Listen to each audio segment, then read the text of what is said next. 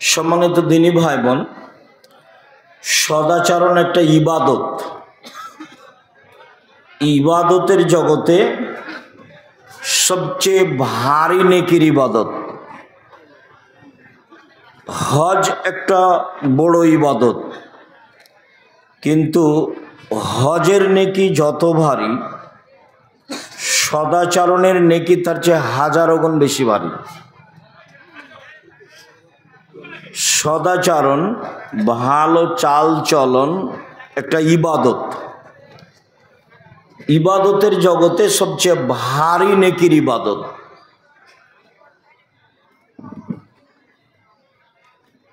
তাসবিহ তাহলিল জিকির আজকার অনেক বড় ইবাদত। রাতের সালাত তাহাজ্জুদ অনেক বড় ইবাদত। এরপরেও এর নেকি যত ভারী, সদাচরণের নেকি তার চেয়ে হাজারো গুণ বেশি ভারী। তো প্রথমে আমরা জানব যে বিচারের মাঠে মানুষের পাপ নেকি ওজন হবে। তো যারা হিন্দু তাদের পাপ নেকি ওজন হবে না। কেন? হিন্দুদের নেকি নেই। আর আমাদের চাঁপাইনবাবগঞ্জের ভাষাতে তারাজুতে ওজন হবে, মানে দুইটা পাল্লা আছে, একটাতে পাপ আর একটাতে নেকি। তো যেহেতু হিন্দুদের কোনো নেকি নেই, কাজে এটা ওজন হবে না। ইহুদিদের পাপ নেকি ওজন হবে না, খ্রিস্টানদের পাপ নেকি ওজন হবে না। এই ছেলে, কথা বলছো কেন? শরম বোধ হয় না? আপনারা যারা ওদেরকে বসতে বলছেন, আপনারা মুখ বন্ধ করে ওদেরকে চলে যেতে বলেন না। যাও, চলে যাও, ওদিকে চলে যাও বাইরে। শরম হয় না তোমার? তোমাকে বসতে বলছি তো। বোকা ছেলে, ফাজলামি করো এখানে। যাও বাইরে চলে যাও,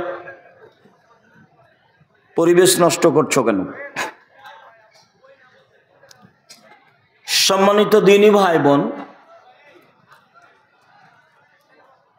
যারা আকীদায় মার খেয়েছে তাদের পাপ নেকি ওজন হবে না।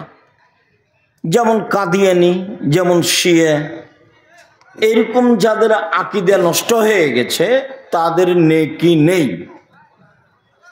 তাদের বিচার তো ফাইউ খাজো বিন নাওয়াসি ওয়াল আকদাম, ওদের মাথা এবং পা একসাথে ধরে জাহান্নামে নিক্ষেপ করা হবে। এই কথা আল্লাহ তাআলা বলেন। ওদের পাপ নেকির ওজন নেই। পাপ নেকি ওজন হবে যারা আকীদায় ঠিক আছে, সালাত আদায় করে না, ভালো করে, তাহাজ্জুদ পড়ে, ভালো চালচলন করে, এদের পাপ নেকি ওজন হবে। তো দাড়ি পাল্লাই সবচেয়ে যেটা ভারী নেকি হবে সেটা হলো ভালো চালচলনের নেকি। হাদিসটা আগে বলি, ধারাবাহিক বলবো সময়ের গতিতে ইনশাআল্লাহ। আবু দারদা রাদিয়াল্লাহু তাআলা আনহু বলেন, রাসূল সাল্লাল্লাহু আলাইহি ওয়াসাল্লাম বলেছেন, ইন্না আফকালা শাইইন ইদাউ ফি মিজানিল মুমিনি ইয়াউমাল কিয়ামা খুলুকুন হাসান।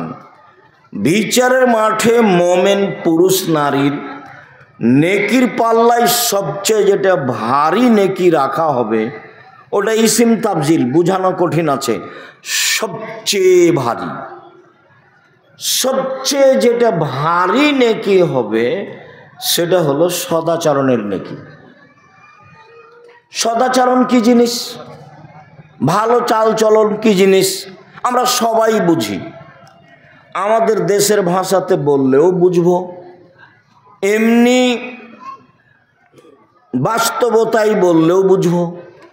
দেশে আমরা বুঝি, কি বুঝি? কার কথা বললে? অমুকের কথা। ছাড়ো তো, খুব স্বভাব খারাপ, ও মিথ্যা কথা বলে। দোমুখার কথা ছাড়ো, দুনিয়ার বদের গোড়া। এই দেখেন, ওর চালচলন ভালো নয়, এই কথা আমিও বুঝি, আপনিও বুঝেন। কার কথা বললে? ওই ছেলেটা। হ্যাঁ, ছেলেটা তো খুব ভালো, ওর স্বভাব খুব ভালো, আমাদের এখানে এসেছিল। তার কথা খুব নরম, ভদ্র ছেলে। এ দেখেন, আমরাও বুঝি, আমরাও ভালো চাল চলন বুঝি, বাস্তবতাই। এখানে রাস্তাতে একটা অটো দাঁড়িয়ে আছে, তো আপনি উঠেছেন অটোতে, উঠে বসে আছেন। ইতিমধ্যে একটা লোক উঠেছে, উঠতেই ছেলেটা টান দিয়েছে। তখন আপনি আরেকজন যে বসেছিল তার মুখের উপরে পড়ে গেছে। তো বসে থাকার লোকটা বলছে, সমস্যা নেই, সমস্যা নেই, বসেন বসেন, সমস্যা নেই, বসেন। এটা হতে পারে। তো আমিও বসেছিলাম আর একটা অটোতে। তো আপনি ওই অটোটা উঠতে এটা টান দিয়েছে ছেলেটা, আর আপনি আমার মুখের উপরে পড়ে গেছেন। তখন আমি বলছি, চোখ নাই, হিসাব করে উঠতে পারেন না? কপালে চোখ নেই, বুঝতে চান না কিছু, হিসাব করেন না? এটাও চাল চলন। বলেন তো আপনার কাছে কোনটা ভালো হলো? আগেরটা। তাহলে চাল চলন আমরাও বুঝি। রাসূল সাল্লাল্লাহু আলাইহি সাল্লাম বলছেন, যার চাল চলন ভালো, চাল চলনের নেকি যত ভারী, পৃথিবীতে এমন কোনো ইবাদত নেই যার নেকি তত ভারী। তাহলে চাল চলন কি জিনিস সেই নিয়ে আলোচনা হয় উচিত। যার জন্যই আপনারা কষ্ট নেবেন না, যখন আমি কথা বলি তখন অনুরোধ জানাই এবং বলি যে চায়ের স্টলে বসে আছেন, একটু শরম হয় না, একটু লজ্জাবোধ হয় না, একটু ইতস্তবোধ হয় না? তো আমি তো আপনার জানা মানুষ, আমি তো কোনোদিন কোরআন হাদিসের বাইরে কথা বলি না, এটা আমার অভ্যাসের বাইরে। আমি জীবনে খুব দুটা স্বাদ, আমার খুব ত্যাগ, সেটা হলোই আমি প্রতিশোধ নেব না মানুষের। সে আমাকে যা বলুক, যাই করুক না কেন, প্রতিশোধ নেব না।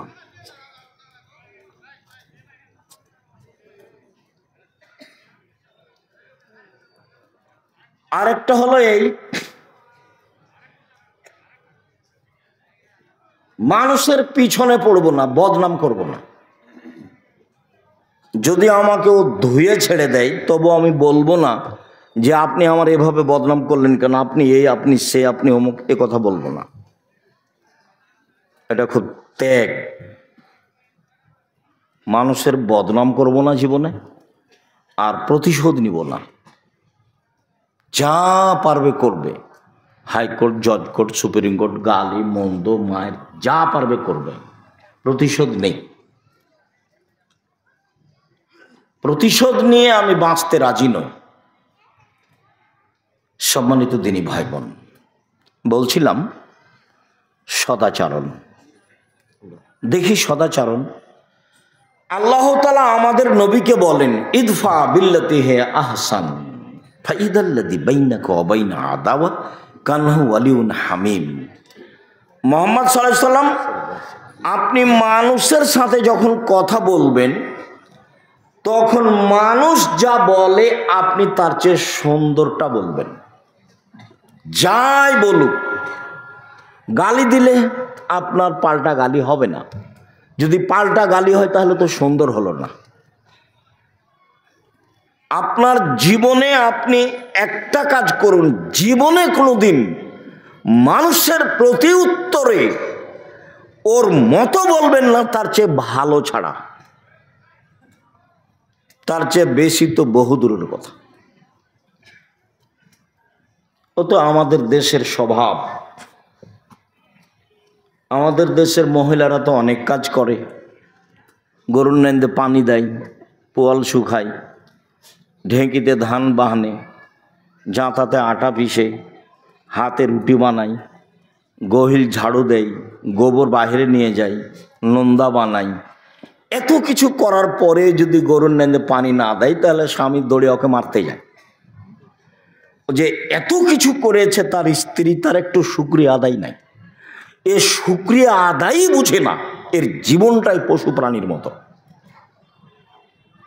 প্রত্যেকটা মহিলা মানুষ দেশের গতিতে এত কাজ করে, তো আরবি উর্দু ভাষী মহিলা হলো তো আপনার এগুলো কোনো কাজই করতো না। কাপড় ধুইতে বললে বলতো আমি কি তোমার দাসী নাকি? কাপড় ধুইতে বলো মানে আমি কি কাজ করতে এসেছি তোমার? তো সাধারণত সদাচরণ দিতে হবে। আচ্ছা যাক, ভালো করেছে, জাজাকাল্লাহ, অনেক কাজ করেছ তুমি, ভালো করেছো, তোমার শুকরিয়া আদায় করি। তারপরে আবার রুটি বানালছ, আবার দিয়ে পাঠিয়েছ, অনেক কিছু, এগুলো সে বুঝে না। মানে জীবনটা সদাচরণের সাথে জড়িত নয়। ইদফা বিল্লাতি হে আহসান, আপনি উত্তর দিবেন প্রতিপক্ষ যা দিয়েছে তার চেয়ে ভালো। সারা পৃথিবীর মানুষকে এই আদেশ জরুরিভাবে মেনে নিতে হবে যে আমার প্রতিপক্ষ যা বলেছে আমারটা তার চেয়ে কি হতে হবে? ভালো হতে হবে, হতেই হবে। তাহলে কি হবে? আপনার মাঝে আর তার মাঝে, আমাদের নবীকে আল্লাহ বলছেন, তাহলে আপনার মাঝে আর তার মাঝে যে শত্রুতা রয়েছে তা অন্তরঙ্গ বন্ধুতে পরিণত হবে। ফাইদাল্লাযী বাইনাকা ওয়া বাইনা আদাওয়া কান্নাহু ওয়ালিউন হামিম, তাহলে আপনার মাঝে আর তার মাঝে যে শত্রুতা রয়েছে এইটা অন্তরঙ্গ বন্ধুতে পরিণত হবে। এ কথা আল্লাহ তাআলা বলেন। আল্লাহ তাআলা বলেন ওয়াজাদিলহুম বিল্লাতী হি আহসান। মুহাম্মদ সাল্লাল্লাহু আলাইহি সাল্লাম তর্ক বিতর্কে, বাক বিতণ্ডে, মুখামুখি যখন পরিস্থিতি, তখন প্রতিপক্ষ যা বলেছে আপনি তার চেয়ে সুন্দর বলবেন, তার চেয়ে উত্তম বলবেন। যখন মুখামুখি কথা, ওয়াজাদিলহুম বিল্লাতী হি আহসান, মুখামুখি কথা, ও যা বলেছে তার চেয়ে উত্তম বলবেন। এটা আদেশ, মানে এ আদেশ আমার উপরে, এ আদেশ আপনার উপরে। সদাচরণ, যে যেখানে আছেন আমার দিনী বোনেরা ভাইরা, কাউকে কষ্ট না দিয়ে, দাঁড়িয়ে হোক বসে হোক, কষ্ট হলেও ভদ্রতা বজায় রেখে স্থির চুপচাপ থাকার চেষ্টা করুন। আমি আপনার জন্য এসেছি, আপনার কিছু না কিছু উপকার করবই করব ইনশাল্লাহ। আর আমি কোনো স্বার্থ নিয়ে আসিনি, আমার কোনো নির্বাচন নেই, আমি শুধু আপনার জন্য এসেছি। আপনি আমার দিনী বোন, আপনি আল্লাহ রাসূলের পদ্ধতিতে থাকবেন, এটা আমার ঐকান্তিক কামনা। মরা পর্যন্ত পৃথিবী, মরলেই শেষ। তো অল্প দিন বাঁচতে এসে জায়ের সাথে ঝগড়া করে, ননদের সাথে ঝগড়া করে, শাশুড়ির সাথে তর্ক বিতর্ক করে, প্রতিবেশীর সাথে 5টা কথা বলে বাঁচতে রাজি নই। মুখ বন্ধ করে বাঁচতে চাই।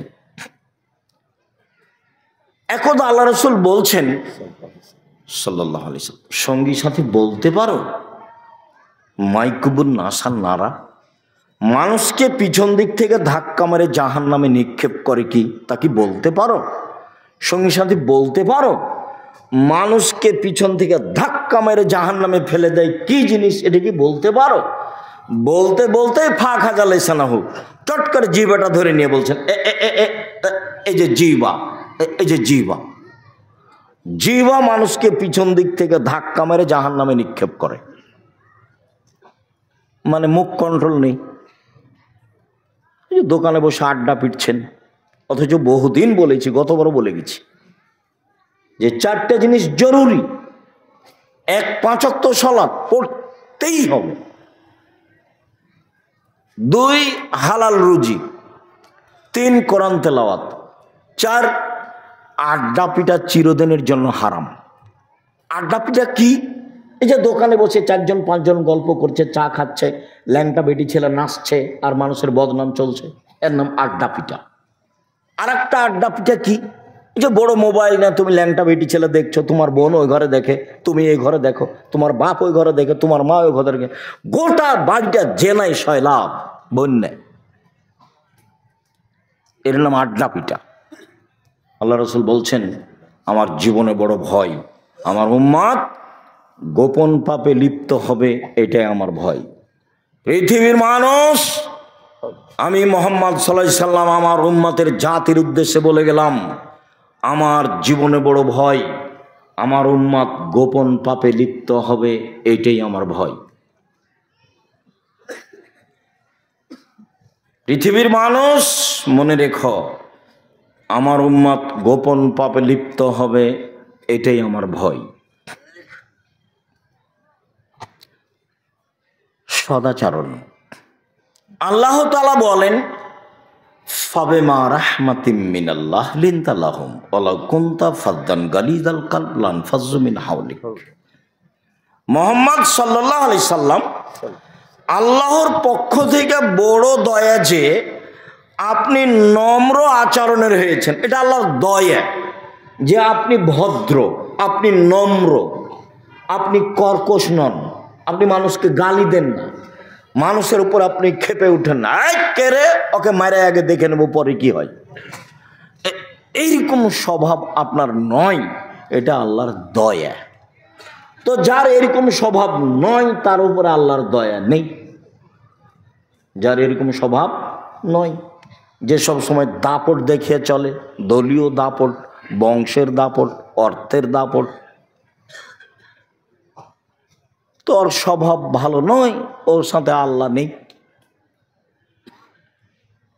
ওয়ালাউ কুনতা ফাদ্দান গালিজাল কলব লানফাজ্জু মিন হাওলিক।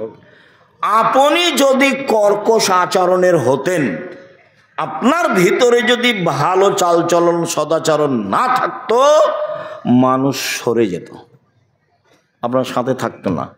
লাঠি দেখিয়ে বেশি দিন টিকা যায় না, আর জুলুম দিয়ে টিকা যায় না। জুলুম একদিন শেষ হয়, তবে যার যত বড় জুলুম হবে তার সময় তত কম, যখন তাকে ধ্বংস করা হবে।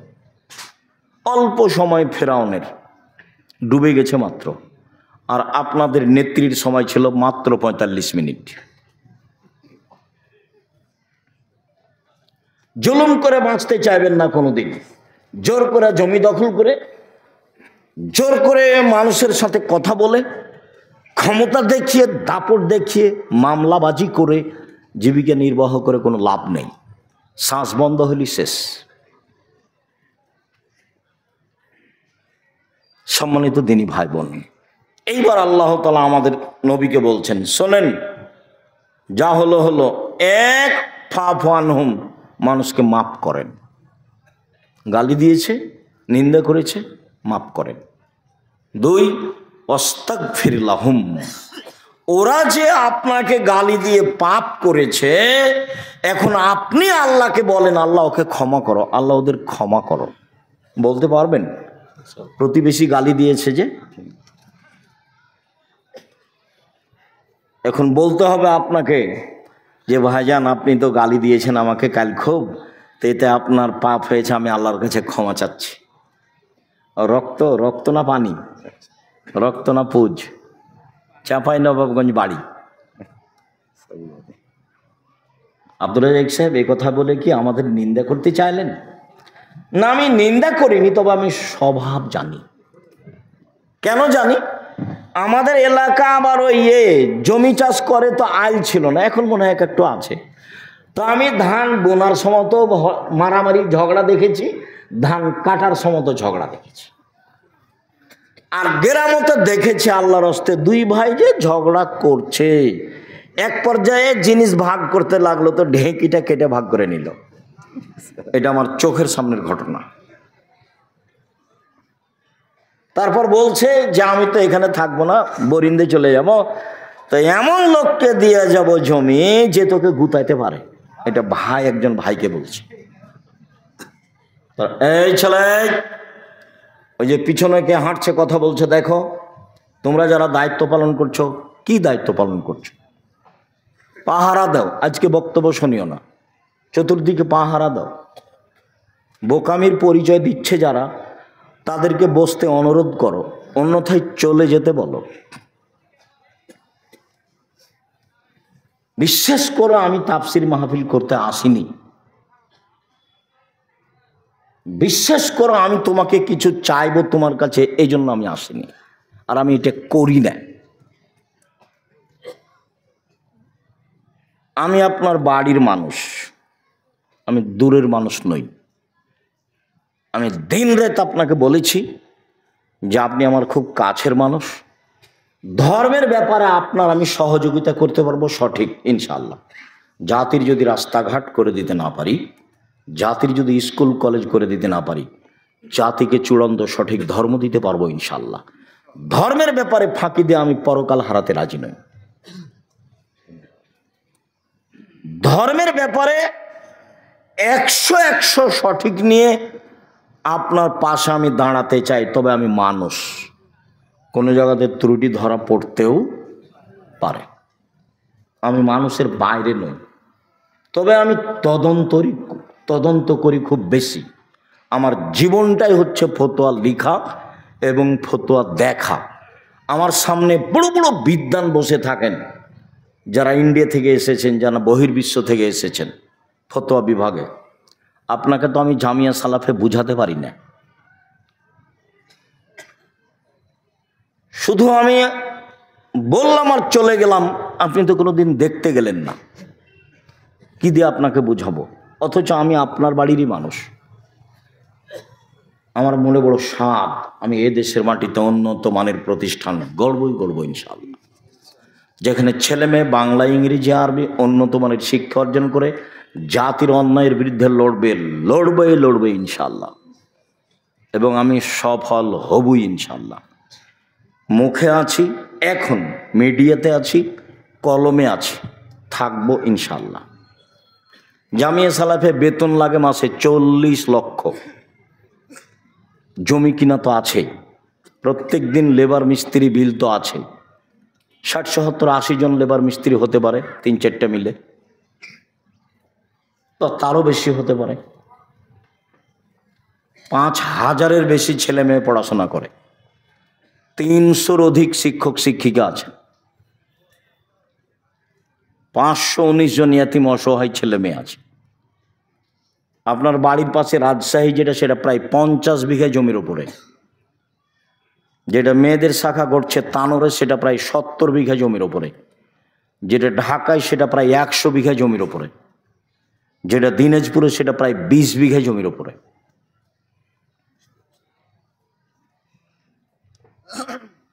চট্টগ্রাম বরিশাল পরিমাণে কম।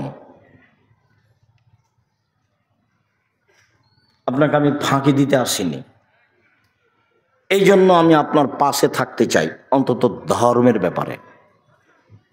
আমার দিনী বোনদেরকে বলি, যারা বিদ্বেষী ভাব হয়ে আসেনি তারা ভুল করেছে, যারা পিছনে কিছু বলে তারা ভুল করছে।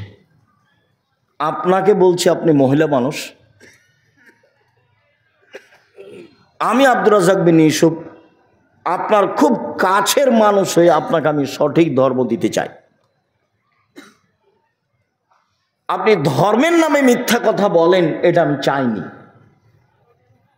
আপনি নামাজ শিখাবেন মিথ্যা কথা দিয়ে, এটা আমি চাইনি। একটা মহিলা পুরুষ মারা গেছে, তার অজু গোসল দিবেন রাসূলের নীতি ছাড়াই, এটা আমি চাইনি। আমি যেটুকু জানি তাতে আপনি একটা মরা মানুষকে নিয়ে যা করেন, তার শতকরা 60% কথা রাসূলের সাথে মিল নেই। সেটা লাভ কি হলো? তা আমাদের দেশের লোক তো লাশকে চিৎ করে রাখে, তা আমি বলেছি জায়েজ নয়, প্রমাণ করেন দেখি। আমি তো বলেছি ডান কাতে রাখতে হবে গোটাটাই, হাত পাশে রাখতে হবে, হাত বুকের উপরে নয়।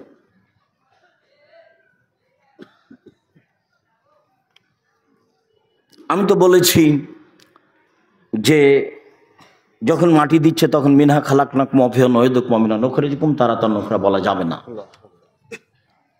আমি তো বলেছি মাটি শেষে সবাই মিলে হাত তুলে দোয়া করা যাবে না। আমি তো বলেছি তাকে গোসলের সময় নখ কাটা যাবে না, পরিষ্কার পরিচ্ছন্নতা যাওয়া যাবে না, শ্বাস বন্ধ হয়ে গেছে, সব বিধান বাতিল। পেট চেপে পেশাব পায়খানা বের করতে হবে না, ওযু দিয়ে গোসল দিতে হবে। এক মুমূর্ষকে লক্ষ্য করে 241টা বিদাত আছে। দেখেন আব্দুল্লাহর মায়ের একটা বই লেখা আছে মুমূর্ষ হতে কবর পর্যন্ত। বইয়ের নাম কি? মুমূর্ষ হতে কবর পর্যন্ত। খোঁজ নিয়ে দেখেন। আমি চেয়েছি সঠিকভাবে আপনার সামনে মুখে আসতে, আমি চেয়েছি কলমে আসতে, আমি চেয়েছি মিডিয়ায় আসতে। এটা আমার জন্মভূমি, আমার দাবি। আমার জন্মভূমির নারী পুরুষ আমার সাথে পরামর্শ করে ধর্ম পালন করবে, এটা আমার দাবি। আমার দাবির সাথে যদি কেউ খেয়ানত করে থাকে সেটাতে ভুল করছে, তার ব্যাপার। ও আমাকে পরামর্শ দিতে পারে। তার যদি পরামর্শে দেখা যায় যে আমারটা ভুল আছে, আমি ছেড়ে দিতে বাধ্য থাকব। ধর্ম আমার পৈতৃক সম্পত্তি নয়। প্রথমে যখন দিন প্রচার করি তখন ইল্লাল্লাহ আত্মাহিত বলার সময় বলতাম ইল্লাল্লাহ, একবার উঠাতাম। তো জাল হাদিসও নাই ইল্লাল্লাহর সময় হাত উঠাতে। এইটা তো সেই জায়গির গ্রাম, যে জায়গির গ্রামে বক্তে যখন শেষ হলো তখন সামনের দিক থেকে পাথর আর ইট আসতে লাগলো। কীভাবে সাজা ছিল আমি বলতে পারবো না। আমি তো স্যান্ডেল স্টেজে ছেড়ে দিয়ে দৌড়ালাম, একটা বাড়িতে ঢুকেছিলাম। সে কোন বাড়িতে আমার মনে নেই।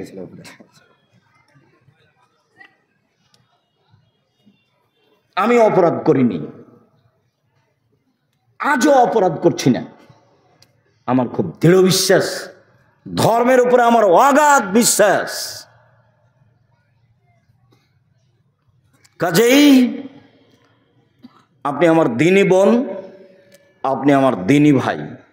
উপেক্ষা করে বিদ্বেষ ভাবাপন্ন নিয়ে কিছু বলবেন, ফল হবে না, ফল খারাপ হবে। কিছু পরামর্শ দিবেন, কিছু বলবেন, সফল হব ইনশাআল্লাহ। আপনাকে নিয়েই হব। বিবাহের শুরু থেকে নিয়ে শেষ পর্যন্ত আমার জানা অনুপাতে চাঁপাইনবাবগঞ্জের একটা কাজও জায়েজ নয়, একটা কাজও জায়েজ নয়। আমার খুব দিনের মতো মনে আছে, রমজান মৌলবি বিবাহ পড়ানোর পরে দেবীনগরের বলছে উঠো 2 রাকাত সালাত আদায় করো, উঠো সালাম দাও 2 রাকাত সালাত আদায় করো। আমার চোখের সামনে এটা ঘটনা। উঠে বলছে আপনাদেরকে অলিমার দাওয়াত। আরে বাবা, অলিমা তো বাসরাতের পরে। অলিমা কখন? বাসরাতের পরে। এখানে কেন অলিমা? এখানে তো বিবাহ পড়ানোর পরে দোয়া আছে, বারাকাল্লাহু লাকা ওয়া আলাইকা ওয়া জামা বাইনাকুম ফিল খাইর। ওটা তো আল্লাহ রাসূল বলেছেন দোয়া। আপনি খালি জোর করে ঠেলা মারলেই হবে? এ কি নির্বাচন? এ কি মিছিল? জোর করে একটা কিছু করলে হবে? এর নাম ধর্ম। আপনি না মানলে কি হবে? যে ধর্মে 1 গ্লাস পানি পান করলে কয়টা বিধান লাগে? 5টা। খুব ভালো করে মনে রাখতে হবে, সেই বিধানের কোনো অংশ মনের ইচ্ছায় চলে না। সেই ধর্মের কোনো অংশ মনের ইচ্ছায় চলে না। আপনি মহিলা মানুষ সালাতকে নিয়ে, নামাজকে নিয়ে যত কথা বলেছেন প্রায় ঠিক নয়। কোরআন তেলাওয়াতের এই সূরা পড়লে এই হয়, আয়াত পড়লে এই হয়, বুবু সব মিথ্যা। অল্প কয়েকটা জিনিস, সূরা ইখলাসে থাকেন 3 বার পড়লে 1 বার কোরআন মাজিদ পড়ার সমান নেকি হবে। আয়াতুল কুরসি পড়তে বলে, সূরা বাকারার শেষ 2 আয়াত পড়তে বলে,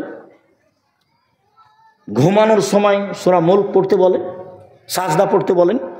আল্লাহ নবী বলেছেন ঘুমানোর সময় যদি মানুষ প্রতিদিন সূরা মুলক পড়ে কবরের শাস্তি হবে না।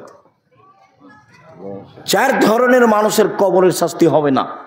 তার এক শ্রেণীর মানুষ যারা জুমার দিনে মারা যায়, বৃহস্পতিবার দিন পার হয়ে সূর্য ডুবার পরে শুক্রবারের দিন সূর্য ডোবা পর্যন্ত সময়ে মারা গেলে তার কবরের শাস্তি হবে না। এই কথা মুহাম্মদ সাল্লাল্লাহু আলাইহি ওয়াসাল্লাম বলেছেন, আমি বলিনি। ক্যান্সারে পেট ব্যথায় মারা গেলে তার কবরের শাস্তি হবে না। সূরা মুলক রাতে পড়লে তার কবরের শাস্তি হবে না। এই কথা মুহাম্মদ সাল্লাল্লাহু আলাইহি ওয়াসাল্লাম বলেছেন। শহীদ হয়ে গেলে তার কবরের শাস্তি হবে না। 4টা পথ যাদের কবরের শাস্তি হবে না। আপনি মরা মানুষের সামনে কোরআন মাজিদ পড়েছেন, আপনি নেহায়াত অন্যায় করেছেন, আপনি অপরাধ করেছেন। গ্রামবাসী ভালোবেসেছে, বুঝেনি, সেই জন্য লাশ চলে যাওয়ার সাথে সাথে আপনি সবাই মিলে হাত তুলে দোয়া করেছেন। আপনি রাসূল সাল্লাল্লাহু আলাইহি ওয়াসাল্লামকে অপমান করেছেন। সম্মানিত দিনী ভাই বোন, আপনাকে আমি অনুরোধ জানাচ্ছি, জানটা মরে মরে, লোকটা মরে মরে, জান যায় যায়, আপনি পাশে বলেন লা ইলাহা ইল্লাল্লাহ। আল্লাহ রাসূল বলছেন লাক্কিনু মাউতাকুম লা ইলাহা ইল্লাল্লাহ। মরে মরে, জান যায় যায়, তার পাশে বলো লা ইলাহা ইল্লাল্লাহ। কেন? মান কানা আখিরু কালামিহি লা ইলাহা ইল্লাল্লাহ ফাদাখালাল জান্নাহ। কারো যদি শেষ বাক্য লা ইলাহা ইল্লাল্লাহ হয় তাহলে জান্নাতে চলে গেছে। কই আপনার সূরা ইয়াসিনের কথা তো আল্লাহ নবী বলেননি, সূরা হাসরের 3 আয়াতের কথা আল্লাহ রাসূল বলেননি, কোরআন তেলাওয়াতের কথা আল্লাহ রাসূল বলেননি, আপনি প্রমাণ পেশ করতে পারবেন না।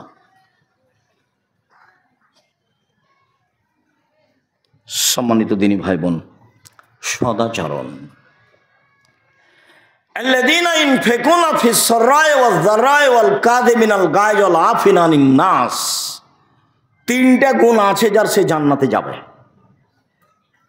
এক, ধনী মানুষ হলেও দান করে, 1000 লাখ টাকা করে। গরিব মানুষ হলেও দান করে, 10 টাকা করে। সচ্ছল অসচ্ছল অবস্থায় দান করে যে সে জান্নাতে যাবে। 1। 2, অল কাযিমিনাল গায়জ, রাগকে দমন করতে পারে যে সে জান্নাতে যাবে। আল্লাহ বলছেন এই কথা, আমি বলিনি। রাগ দিয়ে জীবনে কোনো কাজ নিতে হবে না, কোনো কাজ। লবণ বেশি হয়ে গেছে বউকে, তখন গালি দেওয়া হবে না, তখন মারা হবে না। আর আমার দিনী বন্ধুদেরকে বলছে, এই মেয়ে কথা বলছো কেন, চুপ থাকো।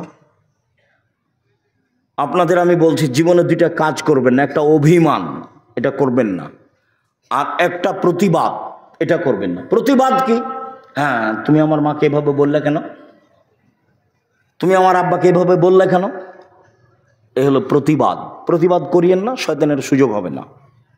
অভিমান, অভিমান কি জিনিস? কই ঈদের দিনে তো তুমি একটা নতুন কাপড় কিনলে না, কই তুমি তো আমাকে একদিন নিয়ে যেতে চেয়েছিলে ঢাকা শহর দেখাতে, তো নিয়ে গেলে না তো। এর নাম অভিমান। অভিমান যদি করেন তখন শয়তান বলবে, না পূরণ হলে শয়তান বলবে, এই দেখলি তোর স্বামী তোর অভিমান পূর্ণ করে না, আর আগেরটাও করেনি, এখনো করেনি, কোনোদিনই করেনি। শয়তান খালি বলবে কোনো দিন করে না। তখন আপনি বলবেন হ্যাঁ ঠিকই তো, হ্যাঁ ঠিকই তো। সকালবেলাতে তখন আপনি বলবেন তোর ভাত খাবো না, তুই তালাক দিয়ে দে এক্ষুনি। তখনও ওই খেপে গেছে, তালাক দিয়ে দে, তুই এক্ষুনি তালাক দিয়ে, তোর বাড়িতে থাকবো না, এক্ষুনি তালাক দিয়ে দে। ওও চাপে পড়েছে, যা 1 তালাক 2 তালাক 1000 তালাক দিলাম, যা। যেমন তালাক দেওয়া শেষ হয়েছে তেমনি শয়তান চলে গেছে, আর নেই। যেমন শয়তান চলে গেছে, ওরে ইন্না লিল্লাহি ওয়া ইন্না ইলাইহি রাজিউন। এবার ছেলে যে 3টে আছে, 3টা ছেলে মেয়ে আছে। শয়তান কিন্তু এখন আর নেই, ওই পর্যন্ত ছিল। সামান্য ব্যাপারে স্বামী স্ত্রীর মধ্যে শয়তান একবারে হঠাৎ করে এমনিতে লাগিয়ে দিতে পারে। আর শয়তান মানে এত বড় খারাপ শয়তান, ও যে আল্লাহর কাছে এইভাবে অনুমতি চেয়ে নিয়েছে, কোনোদিন শুনেছেন কিনা একটু দেখেন, হয়তো বা শুনেছেন, হাজারো দিন মনে আছে কিনা। আল্লাহ বলছেন, শয়তান আদমকে সিজদা করলি না কেন? ও তো মাটির তৈরি, আমি তো আগুনের তৈরি। ও তো নিম্নমুখী, আমি তো ঊর্ধ্বমুখী, কেমনে সিজদা করি? তখন আল্লাহ বলছেন, সরে যা, সরে যা, রাজিম বিতাড়িত, সর এখান থেকে, সর। তখনও বলছে, ঠিক আছে সরে যাব, তবে আমার একটা কথা মানতে হবে। কি? কিয়ামত পর্যন্ত বেঁচে থাকার সুযোগ দিতে হবে। তা আল্লাহ বললেন, ঠিক আছে দিলাম, এলা ওয়াক্তিম মালুম, একটা সময় তোমাকে দিলাম। ওও দাবি জানালো, আল্লাহ মেনে নিলেন। এখন যেমন আল্লাহ মেনে নিয়েছেন তেমনি ও বলছে রব্বি, বলার ঢং দেখেন, রব্বি হে আমার প্রতিপালক, ওয়া ইজ্জাতেকা, তোমার সম্মানের কসম, লাউবিয়ানাল ইনসানা, আমি আদমের ছেলে মেয়েকে ভুল পথে নিয়ে যাব যাব যাব, মাদামাত আরওয়াহুম ফি আসাদিহিম, তার দেহে যতদিন পর্যন্ত শ্বাস থাকবে আমি ততদিন পর্যন্ত তাকে পাপ করাবই, তাকে আমি বিপাকে ফেলবই। কেমনে আদমের ছেলে মেয়ে জান্নাতে যায় তা আমি দেখে ছেড়ে দেবো, আমি একাই জাহান্নামে যাব? পৃথিবীতে শয়তান যত রিক্সের উপরে আছে, এত রিক্সের উপরে পৃথিবীতে কেউ নেই। সে জিম্মেদারি নিয়েছে আমাকে আর আপনাকে কোথায় নিয়ে যাবে? জাহান্নামে, আল্লাহর সামনে। আল্লাহর একবারে সামনে এই কথা বলছে, একবারে সামনাসামনি। তখন আল্লাহ বললেন না যা পারবি না যা, এই কথা বললেন না। বলছেন শয়তান ইজ্জতি ও জালালি ও ইরতেফায়ে মাকানি, আমার সম্মানের কসম, আল্লাহ বলছেন আমার ইজ্জতের কসম, আমার মর্যাদার কসম, আমার উচ্চতার কসম, আদম সন্তান যতবার ক্ষমা চাইবে ততবার আমি ক্ষমা করে দেব। তাহলে ক্ষমা চাওয়া বিষয়টা থেকে গেল। এই কথা বললেন না যে যা পারবি না, এই কথা বললেন না।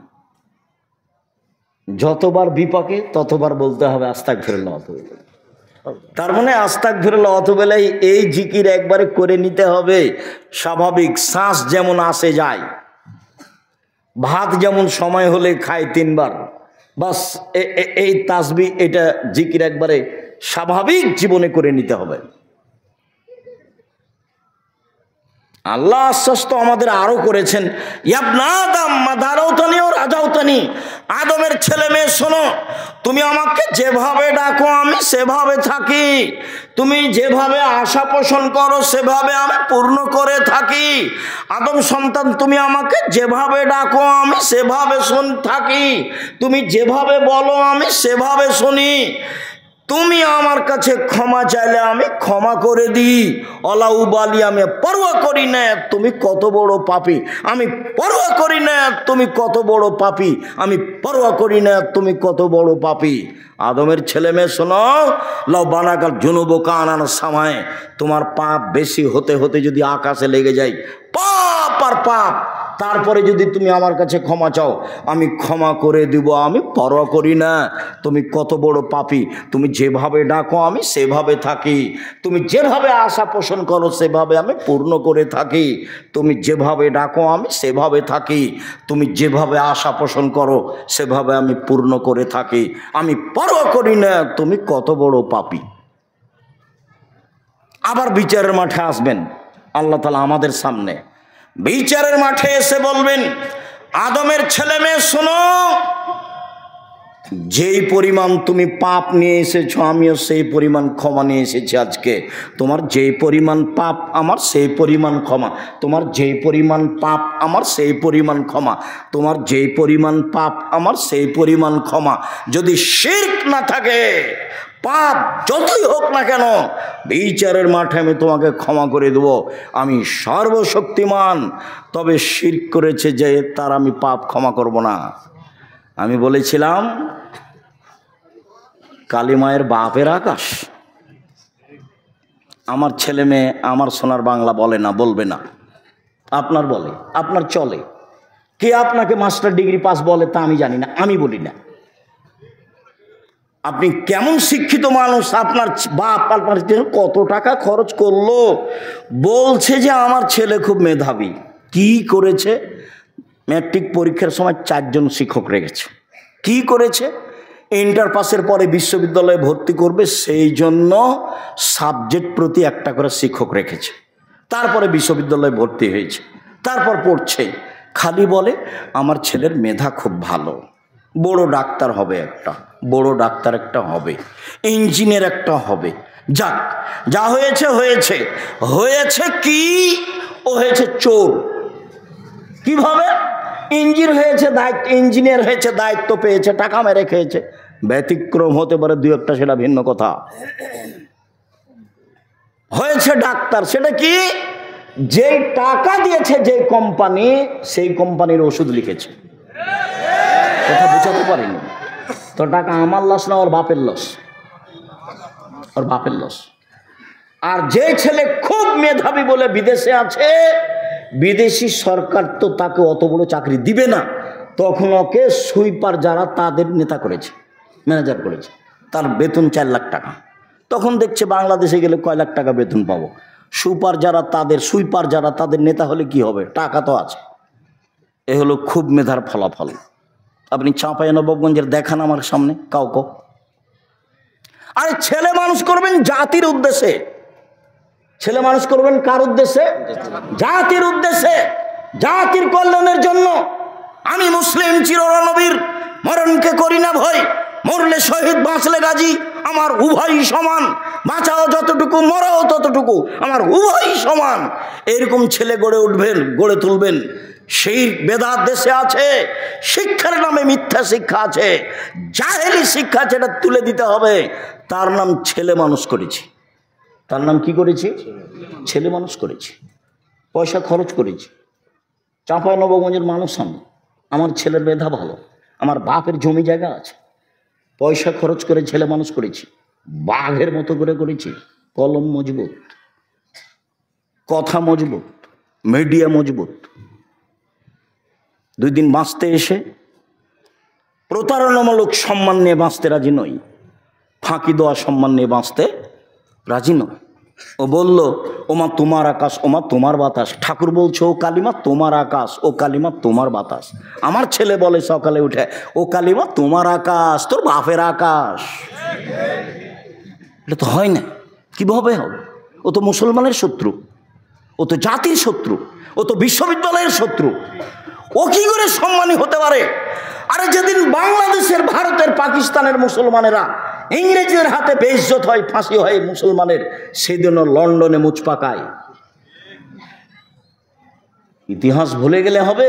ইতিহাস এই 71 সাল থেকে নয়, ইতিহাস 1947 14 আগস্টে অন্তত যেতে হবে, অন্তত। তাহলে বোঝা যাবে কিছু। শেরে বাংলা কিছুই করলো না। সম্মানিত দিনী ভাই বোন, কষ্ট হয়, সেজন্য মধ্যে কথা চলে এসেছে, আপনি মনে কিছু নেবেন না। 1, দান করেন, জান্নাত আছে। 2, রাগ দিয়ে কাজ নেবেন না, জান্নাত আছে। 3, মাফ করতে হবে। মাপ, মামলা নেই, বিচার নেই, বিচার করব না। আমার ছেলেকে মেরেছে, মেরেছে, মামলা করব না, যা হয়েছে হয়েছে, প্রতিশোধ নেই। 1, সচ্ছল অচ্ছল দাম, জান্নাত হবে ইনশাল্লাহ। 2, রাগ দিয়ে কোনো কাজ নেই। 3, মাপ, ঠিক আছে মাপ করলাম, ঠিক আছে মাপ করলাম। আমার ছেলেকে মেরেছে, ঠিক আছে মাপ করলাম। আমার দলের লোককে হত্যা করেছে, ঠিক আছে মাপ করলাম। আমার বউকে গালি দিয়েছে, কে আমার বউকে গালি দিল রে, এগুলো নয়। সম্মানিত দিনী ভাই বোন, চলেন এবার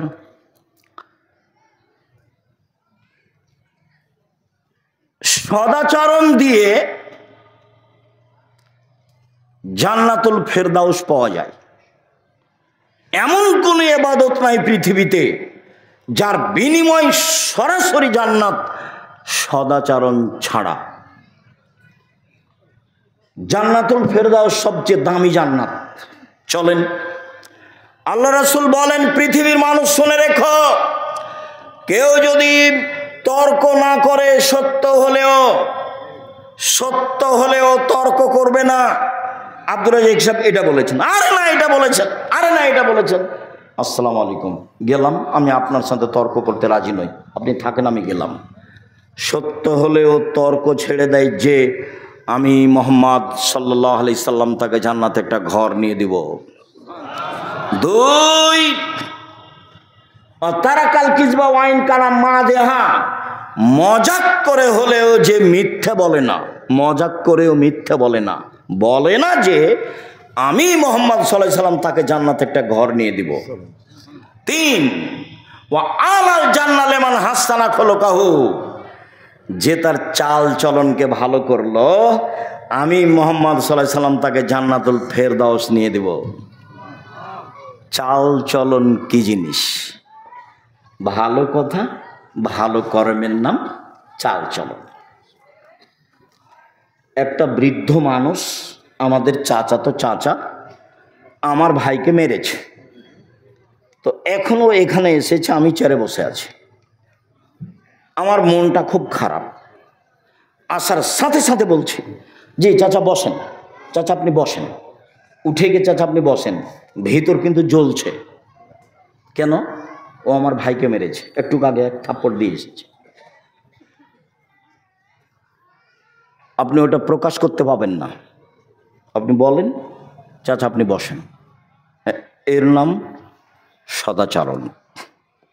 ভাই ভাই গন্ডগোল হয়েছে, বড় ভাইয়ের কারণে গন্ডগোল হয়েছে। ছোট ভাই বড় ভাইয়ের হাত ধরে বলবে, ভাই যা হয়েছে হয়েছে, মাফ করে দিন। কে হাত ধরবে? ছোট ভাই। গন্ডগোল হয়েছে, যায় যায়, আরে মাস মাস কথা হয় না, যায় যায় কথা হয় না। আর এমনও আছে যে ওই বড় ভাইয়ের রাস্তাটা ও একটু ওদিকে বাড়ি, এরই গলির ওপর দিয়ে যায়, তো বলছে তোকে কাঁটা দিয়ে ঘেরে দেবো, দিয়ে যেতে দেবো না, কাঁটা দিয়ে ঘেরে দিয়েছে। তওবা করেন, এই নোংরা চরিত্র ভুলে যেতে হবে। প্রতিশোধ নিয়ে একদিন বাঁচতে রাজি নই, একদিন বাঁচতে রাজি নই।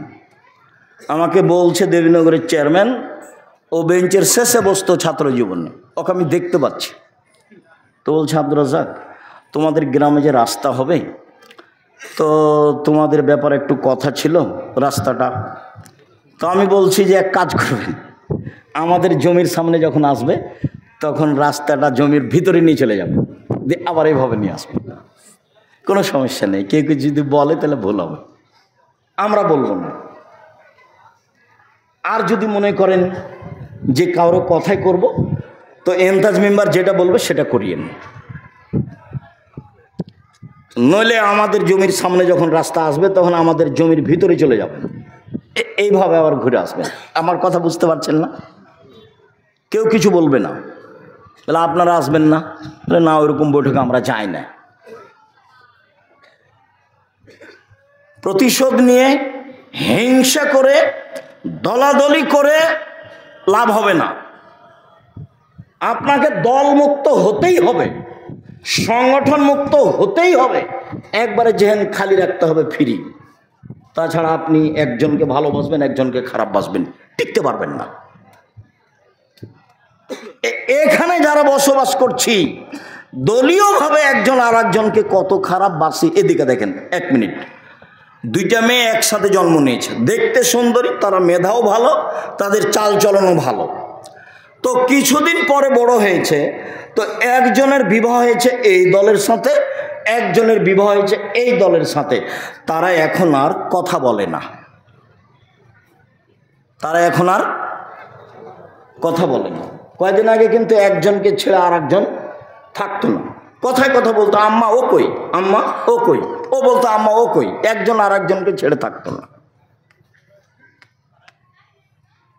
এটা রোগ, এটা ব্যাধি, এখান থেকে আপনাকে মুক্ত হতে হবে। মানুষকে ভালো ভাসতে হবে, প্রতিবেশীর সাথে ভালো আচরণ করতে হবে, টিকা যাবে না। সম্মানিত দিনী ভাই বোন, সদাচরণ দিয়ে সবচেয়ে দামি জান্নাত পাওয়া যায়। আবু মুসা আশআরী রাদিয়াল্লাহু তাআলা আনহু বলেন, রাসূল সাল্লাল্লাহু আলাইহি সাল্লাম বলেছেন, ইন্না ফিল জান্নাতি গুরাফ ইউরা যাহিরুহা মিন বাতিনিহা ওয়া বাতিনুহা মিন যাহিরিহা। জান্নাতে কতগুলি দামি দামি ঘর আছে, উন্নত মানের পদার্থ দিয়ে তৈরি, যার ভিতর থেকে বাহির দেখা যায়, বাহির থেকে ভিতর দেখা যায়। সাহাবীগণ বললেন, আল্লাহর নবী এত দামি ঘর কে পাবে? তখন আল্লাহ রাসূল বললেন, লেমান আলানাল কালামা, যার স্বভাব ভালো, আচরণ ভালো, সে পাবে।